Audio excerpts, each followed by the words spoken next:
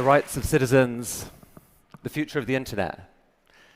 So I'd like to welcome to the TED stage the man behind those revelations, Ed Snowden.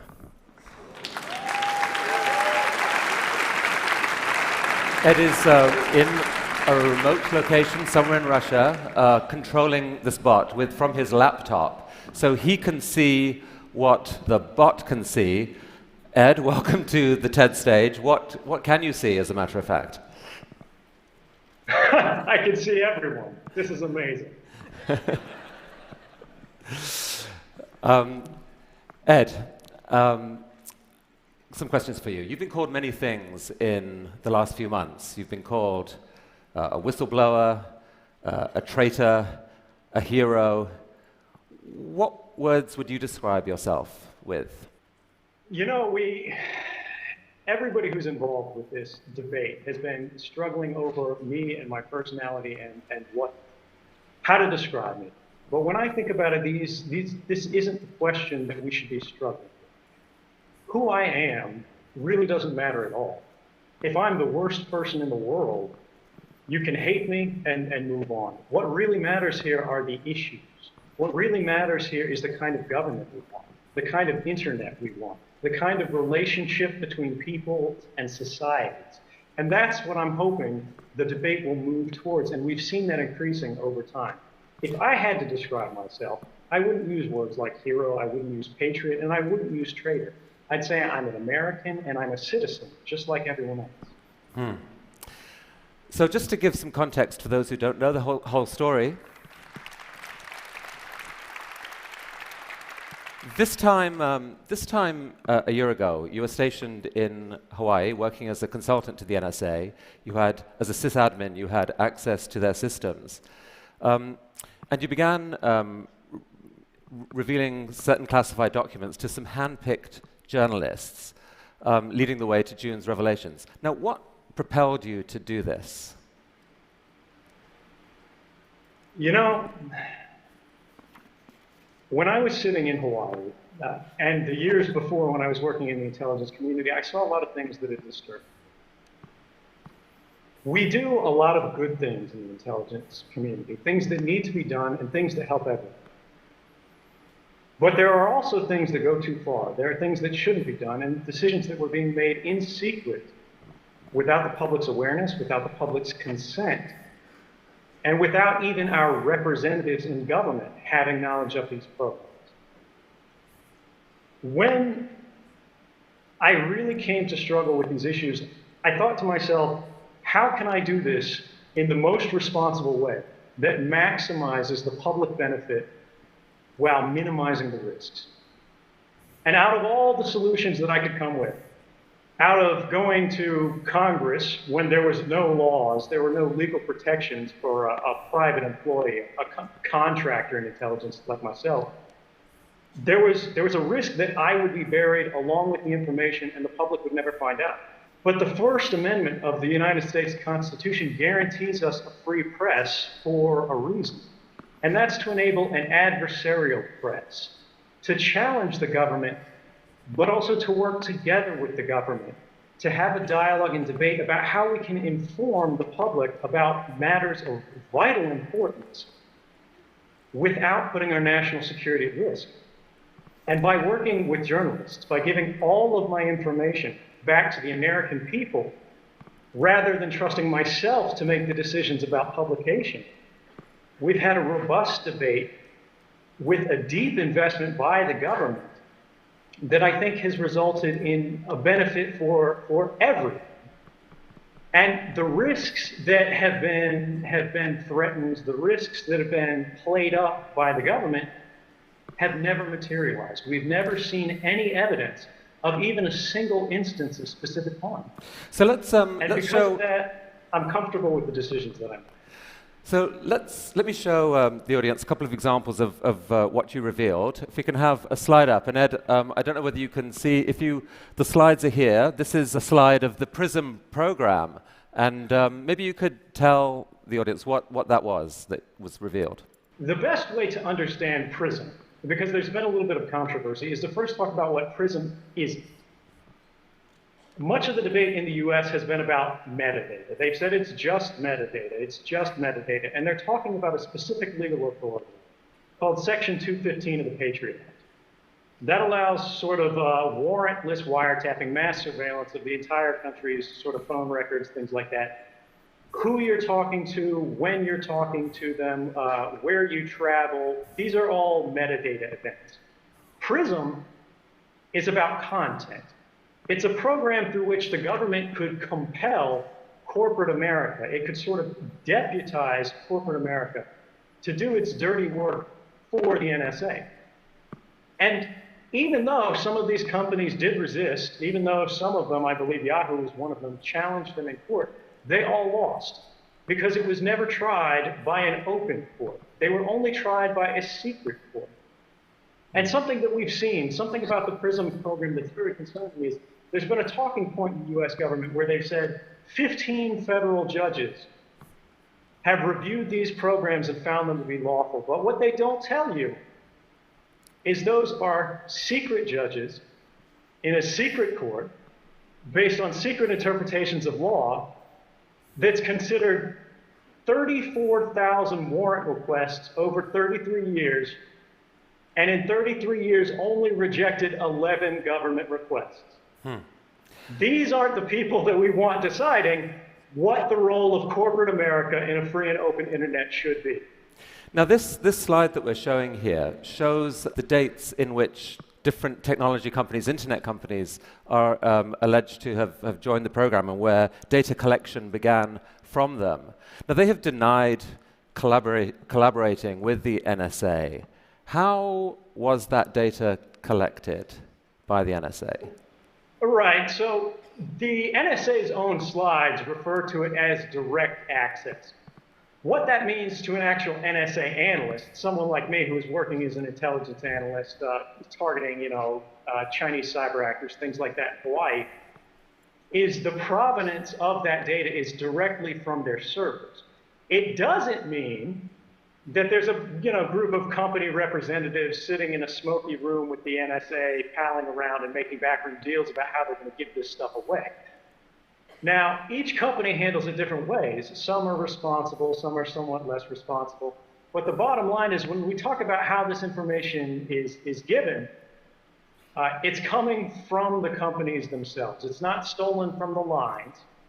But there's an important thing to remember here. Even though companies pushed back, even though companies demanded, hey, let's do this through a warrant process. Let's do this, where we actually have some sort of legal review, some sort of basis for handing over these users' data. We saw stories in the Washington Post last year that weren't as well reported as the PRISM story that said the NSA broke in to the data center communications between Google to itself and Yahoo to itself. So even these companies that are cooperating in at least a compelled but hopefully lawful manner with the NSA isn't satisfied with that. And because of that, we need our companies to work very hard to guarantee that they're going to represent the interests of the user and also advocate for the rights of the users. And I think over the last year, we've seen the companies that are named on the PRISM slides take great strides to do that, and I encourage them to continue. What more should they do? The biggest thing that an internet company in America can do today, right now, without consulting with lawyers to protect the rights of users worldwide, is to enable SSL or TLS, sort of encryption, web encryption on every page that you visit. The reason this matters is today, if you go to look at a copy of 1984 on Amazon.com, the NSA can see a record of that. The Russian intelligence service can see a record of that. The Chinese service can see a record of that. The French service, the German service, the services of Andorra, they can all see it because it's unencrypted. The world's library is Amazon.com. But not only do they not support encryption by default, you cannot choose to use encryption when browsing through books. This is something that we need to change, not just for Amazon. I don't mean to single them out, but they're a great example. All companies need to move to an encrypted browsing habit by default for all users who haven't taken any action or picked any special methods on their own.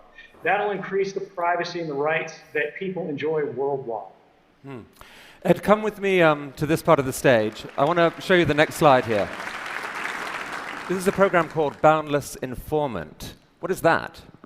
So I've got to give credit to the NSA for using appropriate names on this. This is one of my favorite NSA cryptonyms. Boundless Informant is a program that the NSA hid from Congress. The NSA was previously asked by Congress, was there any ability that they had to even give a rough ballpark estimate of the amount of American communications that were being intercepted? They said no. They said we don't track those stats, and we can't track those stats. We can't tell you how many communications we're intercepting around the world, because to tell you that would be to invade your privacy. Now, I really appreciate that sentiment from them, but the reality when you look at this slide is not only do they have the capability already exists. It's already in place. The NSA has its own internal data format that tracks both ends of a communication. And if it says this communication came from America, they can tell Congress how many of those communications they have today, right now. And what Boundless Informant tells us is more communications are being intercepted in America about Americans than there are in Russia about Russians. I'm not sure that's what an intelligence agency should be aiming for. Ed, there was a story broken in the Washington Post, again from your data. The headline says, NSA broke privacy rules thousands of times per year. Tell us about that. We also heard in congressional testimony last year, it was an amazing thing for someone like me who came from the NSA and who's seen the actual internal documents, knows what's in them, to see officials testifying under oath that there have been no abuses, that there have been no violations of the NSA's rules, when we knew this story was coming. But what's especially interesting about this, about the fact that the NSA has violated their own rules, their own laws, thousands of times in a single year, including one event by itself, one event out of those 2,776, that affected more than 3,000 people. In another event, they intercepted all the calls in Washington, D.C. by accident. What's amazing about this report that didn't get that much attention, is the fact that not only were there 2,776 abuses, the chairman of the Senate Intelligence Committee, Dianne Feinstein, had not seen this report until the Washington Post contacted her asking for comment on the report. And she then requested a copy from the NSA and received it, but had never seen this before that. What does that say about the state of oversight in American intelligence when the chairman of the Senate Intelligence Committee has no idea that the rules are being broken thousands of times every year? Ed, one response to this whole debate is this. It's why should we care about all this surveillance, honestly? I mean, look, if you've done nothing wrong, you've got nothing to worry about. What's wrong with that point of view? Well, so the first thing is you're giving up your rights. You're saying, hey, I don't think I'm going to need them, so I'm just going to trust that, let's get rid of them. It doesn't really matter. These guys are going to do the right thing. Your rights matter because you never know when you're going to need them. Beyond that, it's a part of our cultural identity, not just in America, but in Western societies and in democratic societies around the world. People should be able to pick up the phone and to call their family. People should be able to send a text message to their loved ones. People should be able to buy a book online.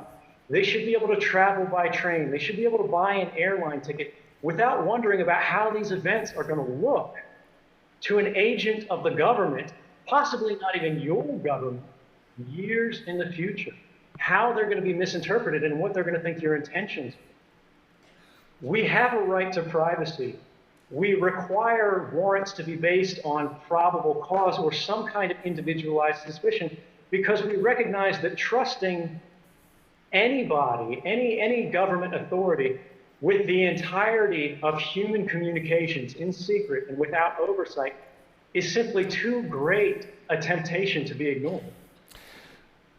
Some people are furious at what you've done. I heard a quote recently from Dick Cheney, who said that Julian Assange was a flea bite. Edward Snowden is the lion that bit the head off the dog. He thinks you've committed one of the worst acts of betrayal in American history. What would you say to people who think that? Dick Cheney is really something else.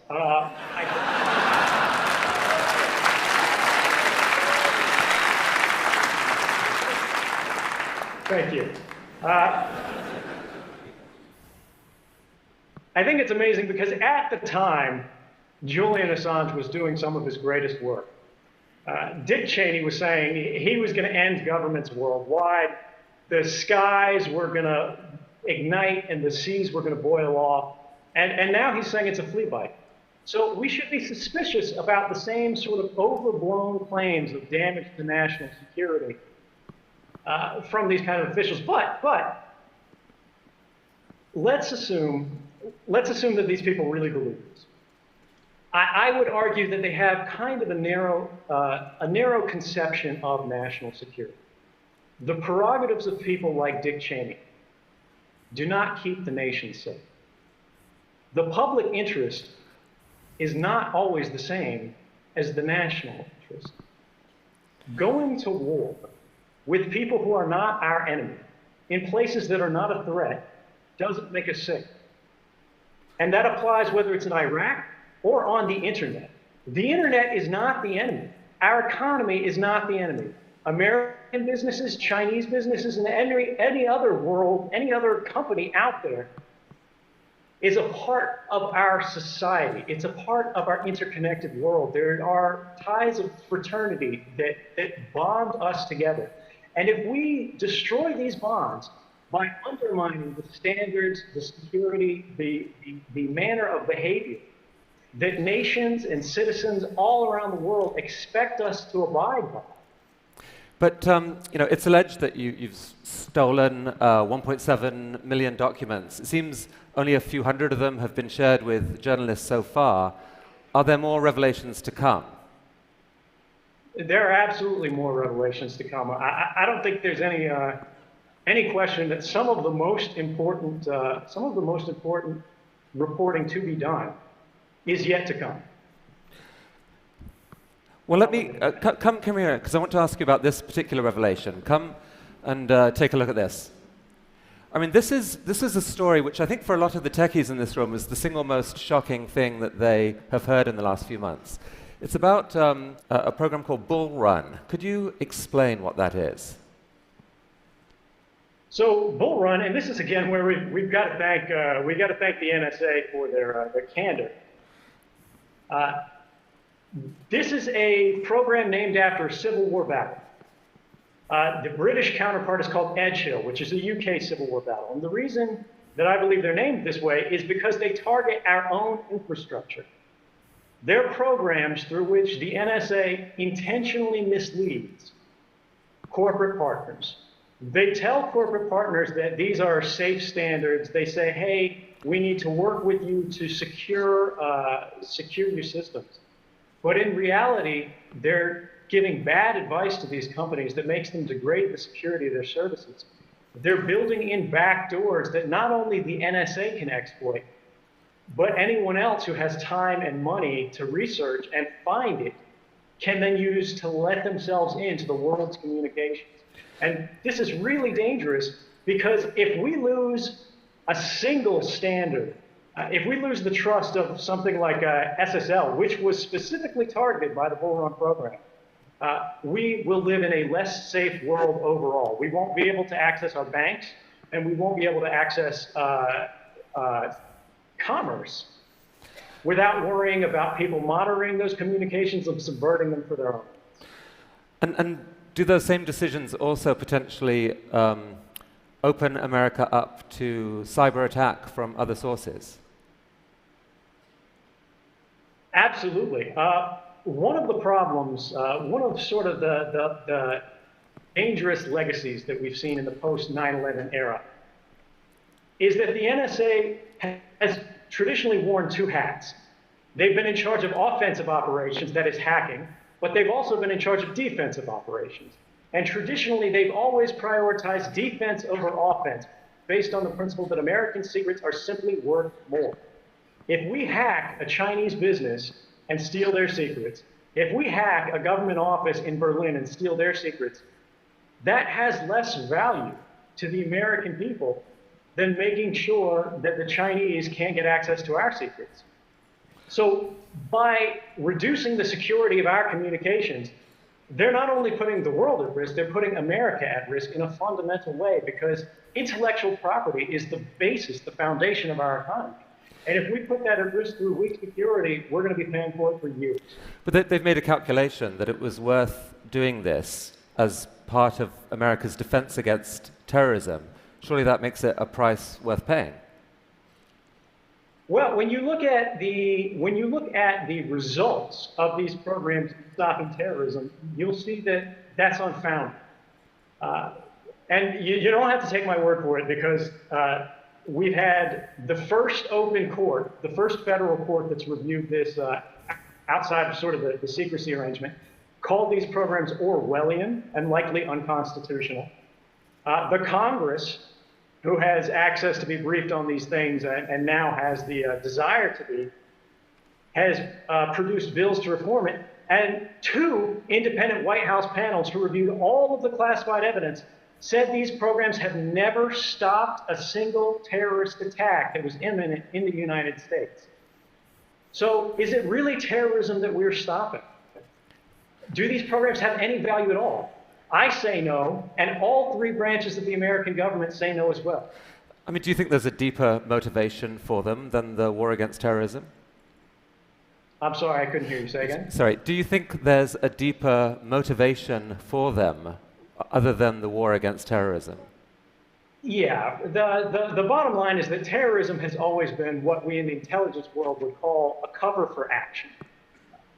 Terrorism is something that provokes an emotional response that allows people to rationalize authorizing powers and programs that they wouldn't give otherwise.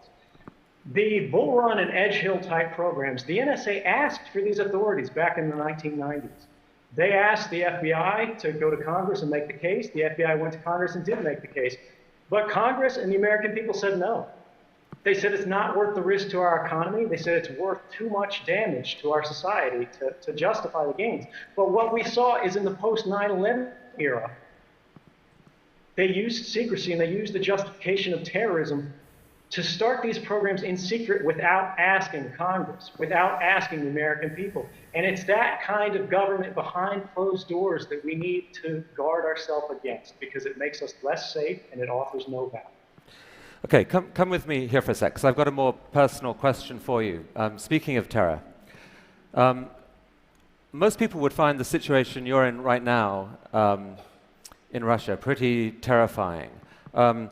You obviously, you heard what happened, what the treatment that Bradley Manning got, Chelsea Manning as now is. And there was a story in BuzzFeed saying that there are people in the intelligence community who want you dead. How are you coping with this? How are you coping with the fear? It's no mystery that there are governments out there that want to see me dead. I've made clear again and again and again that I go to sleep every morning thinking about what I can do for the American people. I don't want to harm my government. I want to help my government. But the fact that they are willing to completely ignore due process, they're willing to declare guilt without ever seeing a trial, these are things that we need to work against as a society and say, hey, this is not appropriate. We shouldn't be threatening dissidents. We shouldn't be criminalizing journalism. And whatever part I can do to see that end, I'm happy to do despite the risks. So I'd actually like to get some feedback from the audience here, because I know there's widely differing reactions to Edward Snowden. Suppose you had the following 2 choices, right? You could view what he did as fundamentally a reckless act that has endangered America, or you viewed it as fundamentally a heroic act that will work towards America and the world's long-term good. Those are the two choices I'll give you. I'm curious to see who's willing to vote with the first of those, that this was a reckless act. There are some hands going up, some hands going up. It's hard to put your hand up when the man is standing right here, but I see them. I can see you. And who goes with the second choice, the fundamentally heroic act? And I think it's true to say that there are a lot of people who didn't show a hand, and I think are still thinking this through. Because it seems to me, Ed, that the debate around you doesn't split along traditional political lines. It's not left to right. It's not really about pro-government, libertarian, or not just that. Part of it is almost a generational issue. You're part of a generation that grew up with the internet, and it seems as if you become offended at almost a visceral level when you see something done that you think will harm the internet. I mean, is there some truth to that? It is. You know, I think it's very true. This is not a left or right issue. You know, our basic freedoms, and when I say our, I don't just mean Americans, I mean people around the world. It's not a partisan issue. These are things that all people believe in. And it's up to all of us to protect them. And to people who have seen and enjoyed a free and open internet, it's up to us to preserve that liberty for the next generation to enjoy. And if we don't change things, if we don't stand up to make the changes we need to do to keep the internet safe, not just for us, but for everyone, we're going to lose that. And that would be a tremendous loss, not just for us, but for the world. Well, I have heard similar language recently from the founder of the World Wide Web, who I actually think is with us, Sir Tim Berners-Lee. Tim, would you like to come up and say, do we have a microphone for Tim? Tim, good to see you. Come up there. Which camp are you in, by the way? Traitor, hero? I have a theory on this. I've given much longer answers to that question, but hero, if I have to make the choice between the two. And Ed, I think you've read the proposal that Sir Tim's talked about a new Magna Carta to take back the internet. Is that something that makes sense? Absolutely. I mean, my generation, I grew up not just thinking about the internet, but I grew up in the internet. And although I never expected to have the chance to defend it in such a direct and practical manner, and to sort of embody it in this unusual, almost avatar manner, I think there's something poetic about the fact that one of the sons of the internet has actually become close to the internet as a result of their political expression. And I believe that a Magna Carta for the internet is exactly what we need. We need to encode our values, not just in writing, but in the structure of the internet. And it's something that I invite everyone in the audience, not just here in Vancouver, but around the world, to join and participate in. Do you have a question for Ed? Well, it's the two questions, a general question. Ed, can you still hear us? Yes, I can hear you. Yeah. Okay. Oh, he's back. Somebody, the wiretap on your line got interfered with it for a moment. It's a little bit of an NSA problem. So from the 25 years, sort of stepping back and thinking, what would you think would be the best that we could achieve from all the discussions that we have about the web we want? You know, when we think about in terms of how far we can go, I think that's a question that's really only limited by what we're willing to put into it. I think the internet that we've enjoyed in the past has been exactly what we as a not just a nation, but as a people around the world need. And by cooperating, by engaging not just the technical parts of society, but as you said, the users, the people around the world who contribute through the internet, through social media, who just check the weather, who rely on it every day as a part of their life, to champion that. We'll get not just the internet we've had, but a better internet, a better now, something that we can use to build a future that'll be better, not just than what we hoped for, but anything that we could have imagined. It's 30 years ago that TED was founded, 1984. A lot of the conversation since then has been along the lines that actually George Orwell got it wrong. It's not Big Brother watching us. We, through the power of the web and transparency, are now watching Big Brother. Your revelations kind of drove a stake through the heart of that rather optimistic view. But you still believe there's a way of doing something about that. And you do too. Right. So there is an argument to be made that the powers of Big Brother have increased enormously. There was a recent legal article at Yale that established something called the Bankston-Soltani principle, which is that our expectation of privacy is violated when the capabilities of government surveillance have become cheaper by an order of magnitude. And each time that occurs, we need to revisit and rebalance our privacy problem. Now, that hasn't happened since the government's surveillance powers have increased by several magnitude, and that's why we're in the problem that we're in today. But there is still hope, because the power of individuals have also been increased by technology. I am living proof that an individual can go head-to-head against the most powerful adversaries and the most powerful intelligence agencies around the world and win.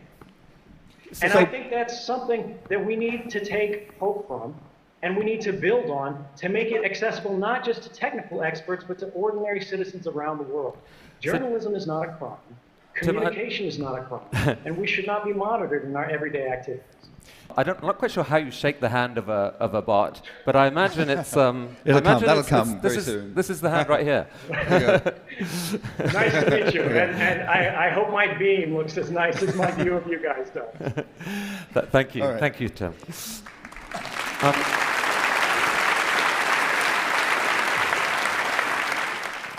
I mean, the New York Times recently called for an amnesty for you.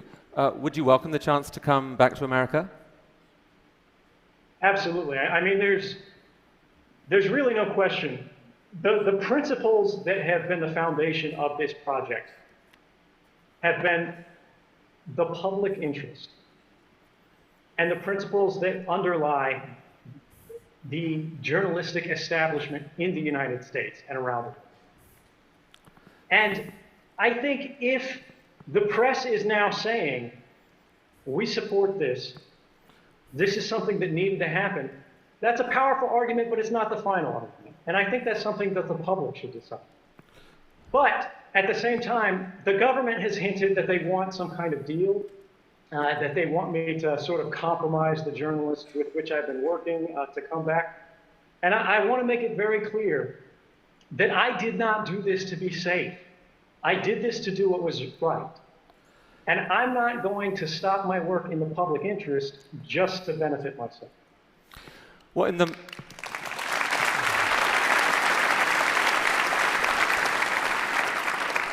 the meantime, courtesy of the internet and this technology, you're here back in North America, not quite the US, Canada, in this form. I'm curious, I mean, how does that feel? Canada is different than what I expected. It's a lot warmer.